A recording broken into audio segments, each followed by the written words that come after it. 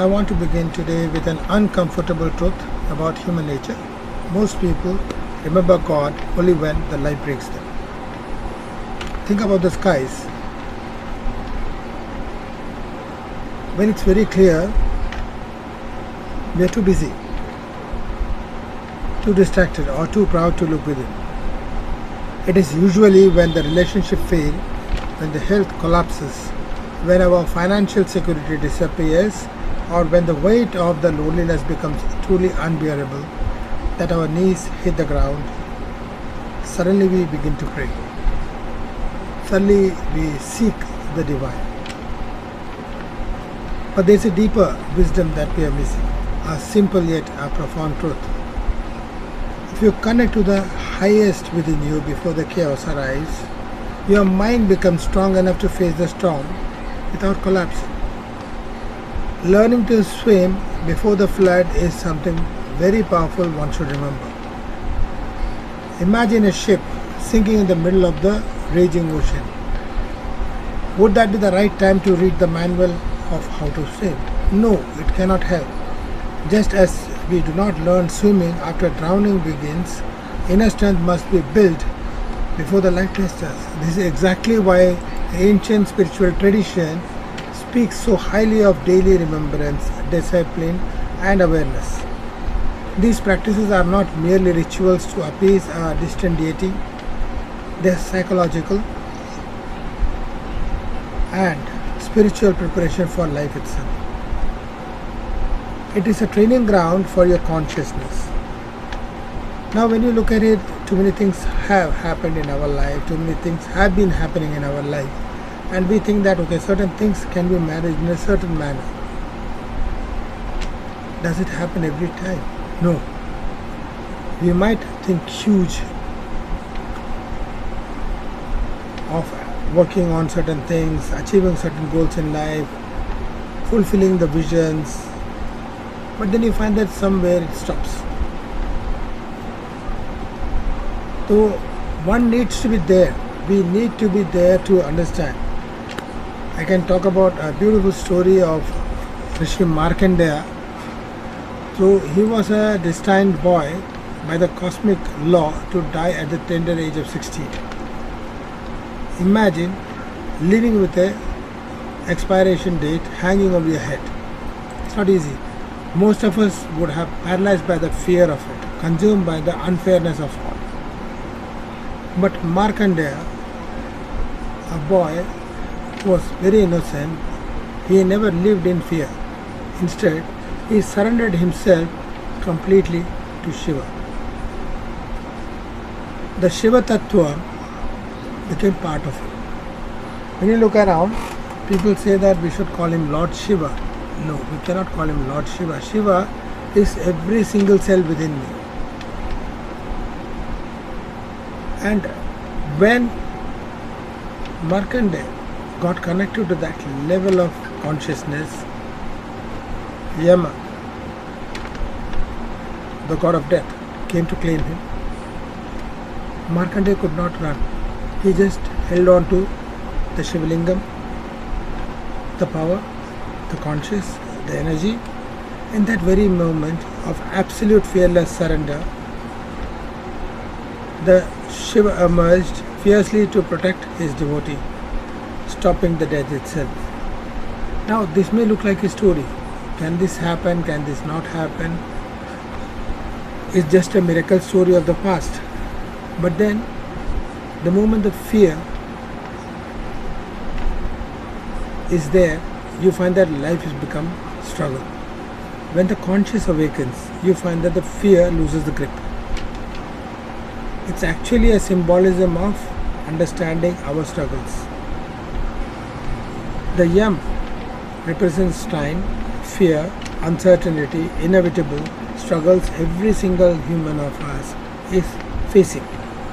Shiva represents the higher conscious within us, that immobile or immovable eternal awareness that is entirely beyond fear. When we stay connected to that higher conscious through prayers, meditation, gratitude, or living by the righteousness, dharma, our response to life shifts. And it goes beyond fear, it goes beyond the emotional bondages, and we become like the great oak tree or the banyan tree. The wind will blow, the rain will still pour, but the deep roots of the tree will hold us. A person rooted in inner awareness cannot be easily broken by external situations. So one needs to understand that you need to put the conscious beyond you. So when you go to the God does not mean that you are escaping from the world. You are not escaping from the responsibility or accountability. You are not just sitting idly or blindly depending on the miracles to pay your bills or fix your relationships. It means putting the conscious first. Is it possible in our day-to-day life? Every single thing, just take a moment of time to pray, say words of gratitude, be thankful for everything that you have achieved in life, the life is able to provide you. Take a few breaths again, just sit silently before reacting, responding or connecting. Dharma is a way of understanding the right within the right and the wrong. It's not easy because whatever is right can be wrong tomorrow, whatever is wrong can be right today, depending on our own connection to the higher self. When this foundation is strong, make no mistake, life's battle will still come. You will still face failures, heartbreaks, all those things, but those battles cannot easily destroy you. You will be able to face them not as a victim of circumstances, but somebody who's anchored, connected to the soul, deepening your own core areas and expanding. So the core message when you talk about Shiva Tattva is spirituality is not the last option for the broken people. It is not an emergency exit when the fire is there on the house. It is the first step for those who want to live the life with strength, balance and clarity.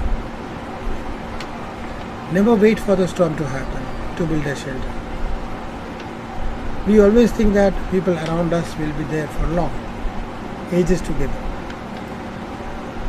It can be parents, brothers, sisters, wife, husband, children. But then what happens is somewhere around your life the storm is building up. When this is building up, it is holding you back. You are not connected to the conscious. You are more worried about the situation now. You are looking at the symptoms and trying to resolve those symptoms as per your needs and requirement. And what happens is you don't have a foundation. You don't have a grounding. You don't have the strength. Since you don't have the strength, you don't have the capabilities and you don't have the grounding, a slight change in the wind can uproot you, can break you, can shatter you. Only the time when you are connected to the pure conscious that the transformation happens. You grow deeper, you expand and you are able to know your levels from where to what level you can rise.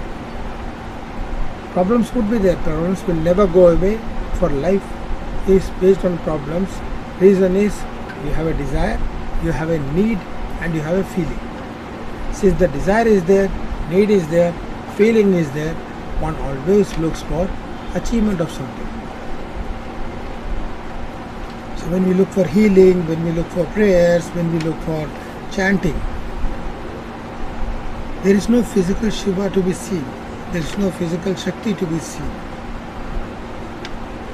The conscious connecting to you creates that kind of energy to make it become the Shakti for the Shiva within you, allowing you to rise, allowing you to expand, allowing you to connect.